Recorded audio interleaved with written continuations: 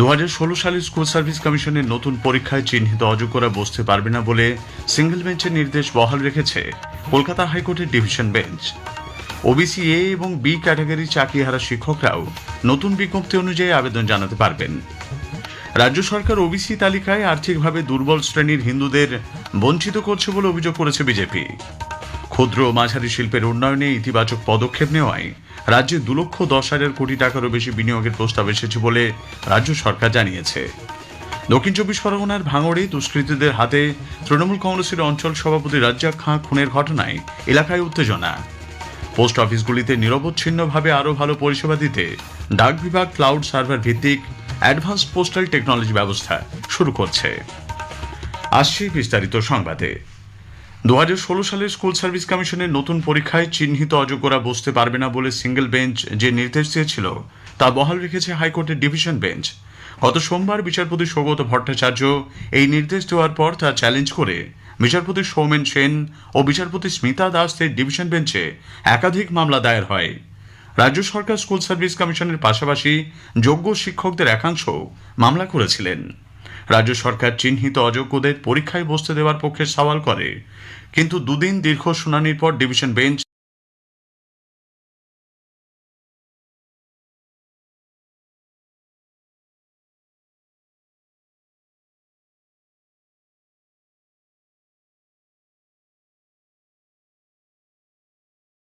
চিহ্নিত অযোগ্যরা বসতে পারবে না বলে সিঙ্গেল বেঞ্চ যে নির্দেশ দিয়েছিল তা বহাল রেখেছে হাইকোর্টের ডিভিশন বেঞ্চ।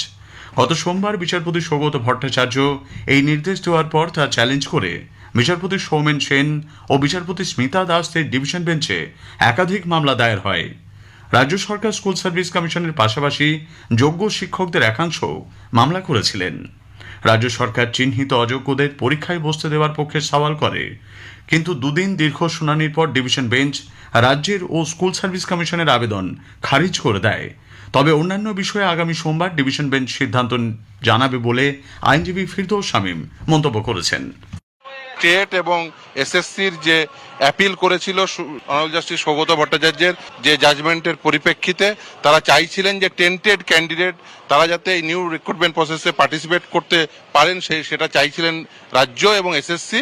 আজকে মহামান্য বিচারপতি সৌমেন সেনের ডিভিশন বেঞ্চ বলে দিয়েছেন যে অনারেবল জাস্টিস সৌগত ভট্টাচার্য যে জাজমেন্ট দিয়েছেন সেটি সঠিক এবং সেই জাজমেন্ট মোতাবেকই এই টেন্টেড ক্যান্ডিডেটরা নতুন সিলেকশন প্রসেসে একদম তারা বসতে পারবেন না।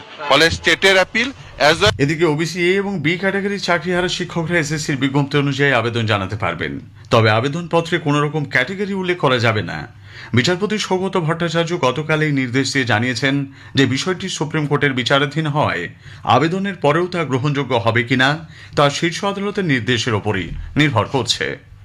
এদিকে আদালতের রায় সন্তুষ্ট যোগ্য চাকরিহারা শিক্ষকরা তবুও ন্যায় বিচার এখনো কেন মিলছে না সেই প্রশ্ন তুলেছেন তারা।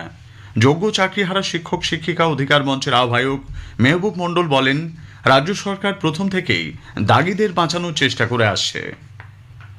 রাজ্য সরকার আর্থিকভাবে দুর্বল শ্রেণীর হিন্দুদের বঞ্চিত করছে বলে বিজেপি অভিযোগ করেছে। বিরোধী দল নেতা শুভেন্দু অধিকারী এক্স হ্যান্ডেলে জানিয়েছেন, ভোট ব্যাংকের স্বার্থে ধর্মীয় মানদণ্ডের ভিত্তিতে রাজ্যের ওবিসি তালিকার অন্তর্ভুক্ত 75টি মুসলিম জনগোষ্ঠীকে আদালত 2024 সালে বাতিল করে। এরপরেও রাজ্য সরকার ওই একই সম্প্রদায়গুলিকে অর্থনৈতিকভাবে দুর্বল শ্রেণী সুবিধা পাইয়ে দেওয়ার জন্য আবেদনের অনুমতি দিচ্ছে। বিরোধী দলনেতা বলেন, এই পদক্ষেপ বিচার ব্যবস্থাকে সরাসরি অবমাননা এবং আইনকে পাশ কাটিয়ে যাওয়ার লজ্জাজনক প্রচেষ্টা।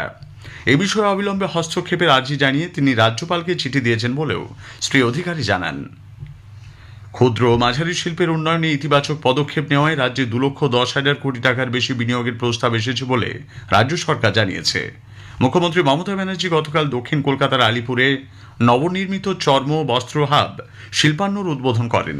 তিনি বলেন, শিল্প উদ্যোগীদের নিয়ে বিভিন্ন জেলায় এখনো পর্যন্ত যে 57টি সিনার্জি বৈঠক হয়েছে সেখান থেকে এই বিপুল পরিমাণ বিনিয়োগের প্রস্তাব এসেছে।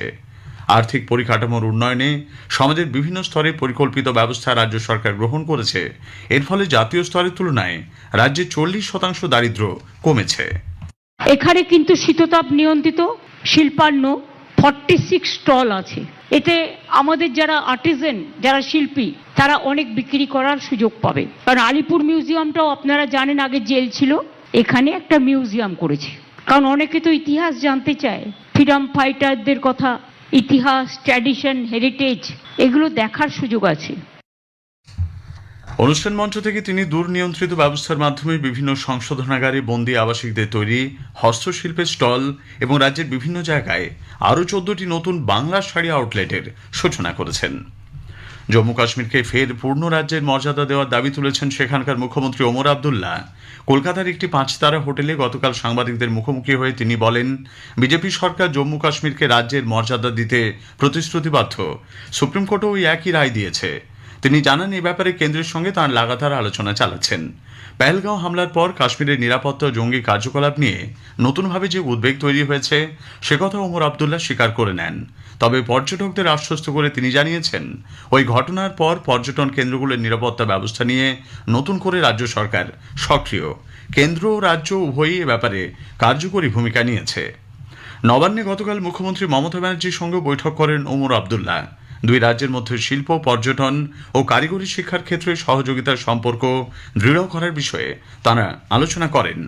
ইন্ডিজোটের কার্যকলাপ নিয়ে নাম না করে প্রধান শরিক কংগ্রেসকে কটাক্ষ করেছেন ওমর আবদুল্লাহ। সুপ্রিম কোর্ট বিহারের নির্বাচন কমিশনকে বিশেষ নিবিড় পর্যালোচনা এসআইআর প্রক্রিয়ার মাধ্যমে ভোটার তালিকা সংশোধনের কাজ চালিয়ে যেতে অনুমতি দিয়েছে। এই সংক্রান্ত একগুচ্ছ মামলার শুনানি চলাকালীন শীর্ষ আদালত পর্যবেক্ষণে জানিয়েছে যে ন্যায় বিচারের স্বার্থে নির্বাচন কমিশনের উচিত এই সংশোধন প্রক্রিয়ায় আধার কার্ড, রেশন কার্ড এবং ভোটার পরিচয়পত্রের মতো গুরুত্বপূর্ণ নথি গ্রহণের বিষয়টি বিবেচনা করা। তবে এই প্রক্রিয়াটি সারা দেশে না করে শুধুমাত্র বিহার বিধানসভা নির্বাচনের সময় কেন করা হচ্ছে তা নিয়েও প্রশ্ন তুলেছেন বিচারপতি সুধাংশু ধুলিয়া এবং বিচারপতি জয়মাল্য বাগচির বেঞ্চ। উল্লেখ্য, নিবিড় পর্যালোচনায় অনেক বৈধ ভোটার বাদ পড়বেন অভিযোগ তুলে তৃণমূল সাংসদ মহুয়া মৈত্র সহ কয়েকজন শীর্ষ আদালতের দ্বারস্থ হন। পশ্চিমবঙ্গে নিবিড় ভোটার তালিকা পর্যবেক্ষণের কাজ শুরু হলে বাংলাদেশিদের চিহ্নিত করা সহজ হবে বলে মন্তব্য করেছেন রাজ্য বিজেপির সাধারণ সম্পাদক জগন্নাথ চট্টোপাধ্যায়। আমাদের আশা দীর্ঘ 25 বছর পর আবার যেভাবে ভোটার তালিকা সংশোধনের কাজে ভারতের নির্বাচন কমিশন হাত দিয়েছে, তাতে আরো বেশি মাত্রায় এবার বাংলাদেশিরা চিহ্নিত হবেন, অ্যাবসেন্টি, ডেড এবং শিফটেড ভোটাররা চিহ্নিত হবেন, ভোটার তালিকা পরিশুদ্ধ হবে এবং সেই ভোটার তালিকায় আগামী 26-এর নির্বাচন হবে। স্থানীয় সংবাদ শুনছেন আকাশবাণী কলকাতা কেন্দ্র থেকে। আমাদের সংবাদ শোনা যাচ্ছে ইউটিউব চ্যানেল আকাশবাণী সংবাদ বাংলা, ফেসবুক, ইনস্টাগ্রাম আকাশবাণী সংবাদ কলকাতা এবং এক্স হ্যান্ডেল AIR নিউজ কলকাতাতে। দক্ষিণ 24 পরগনার ভাঙড়ে চালতে বেরিয়ায় এক তৃণমূল কংগ্রেস নেতাকে কুপিয়ে ও গুলি করে খুনের অভিযোগ উঠেছে দুষ্কৃতীদের বিরুদ্ধে। রাজ্জাক খান নামে ওই ব্যক্তি অঞ্চল সভাপতি ছিলেন। গতকাল রাত 10টার পর পার্টি অফিস থেকে বেরিয়ে বাড়ি যাবার পথে বিজয়গঞ্জ বাজারের কাছে দুষ্কৃতীরা তার উপর চড়াও হয়। এদিকে এই ঘটনার পরই বিধায়ক শওকত মোল্লা সহ স্থানীয় তৃণমূল নেতৃত্ব সেখানে গেলে পরিস্থিতি উত্তপ্ত হয়ে ওঠে। রাতে নিহত তৃণমূল নেতার অনুগামীরা পথ অবরোধ করেন। এই খুনের ঘটনায় অভিযোগের তীর ISF এর দিকে। রাতেই ভাঙড়ে যান কলকাতার পুলিশ কমিশনার মনোজ ভার্মা। জলজ চাষে ভারত বিশ্বে দ্বিতীয় স্থানে রয়েছে, অন্যদিকে দেশের মধ্যে মৎস্য উৎপাদনে দ্বিতীয় স্থানে রয়েছে পশ্চিমবঙ্গ। একটি প্রতিবেদন।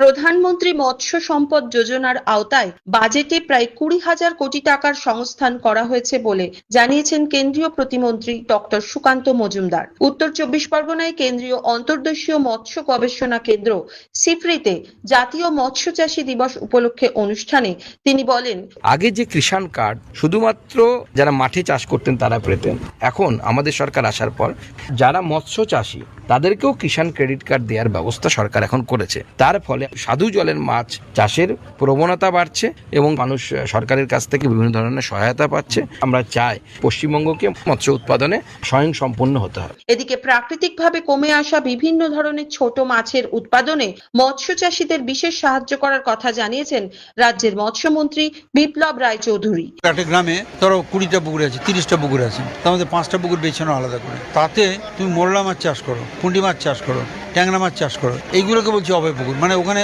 অন্য 10 রকমের মাছ দিও না, এদের দাও, মানে এরা যাতে খেলাধুলো করতে পারে এবং তাদের খাবার দাও।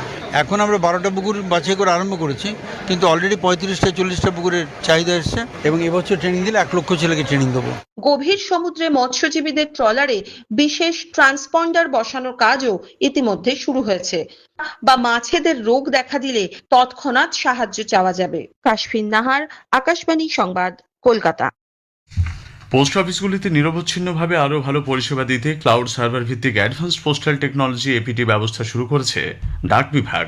আগামী 15 জুলাই দক্ষিণ হুগলি, পূর্ব কলকাতা, দক্ষিণ দিনাজপুর পোস্টাল ডিভিশন, সবকটি রেলওয়ে পোস্টাল সার্ভিস এবং প্রশাসনিক কার্যালয়গুলিতে এই ডিজিটাল পরিষেবার সূচনা হবে বলে জানিয়েছেন পশ্চিমবঙ্গ সার্কেলের ভারপ্রাপ্ত chief postmaster general Riju Ganguly. গাঙ্গেয় পশ্চিমবঙ্গের উপর সৃষ্ট নিম্নচাপটি ঝাড়খণ্ডের দিকে সরে যাওয়ায় দক্ষিণবঙ্গে বৃষ্টির পরিমাণ আপাতত কমলেও মৌসুমী অক্ষরেখা সক্রিয় থাকার কারণে বৃষ্টি চলবে বলে আবহাওয়া দপ্তরের পূর্বাঞ্চলীয় প্রধান ডক্টর সোমনাথ দত্ত জানিয়েছেন। শেষ করার আগে স্থানীয় সংবাদের বিশেষ কিছু অংশ আরও একবার। 2016 সালে স্কুল সার্ভিস কমিশনের নতুন পরীক্ষায় চিহ্নিত অযোগ্যরা বসতে পারবেন না বলে সিঙ্গেল বেঞ্চের নির্দেশ বহাল রেখেছে কলকাতা হাইকোর্টের ডিভিশন বেঞ্চ। দক্ষিণ 24 পরগনার ভাঙড়ে দুষ্কৃতীদের হাতে তৃণমূল কংগ্রেসের অঞ্চল সভাপতি রাজ্জাক খাঁর খুনের ঘটনায় এলাকায় উত্তেজনা।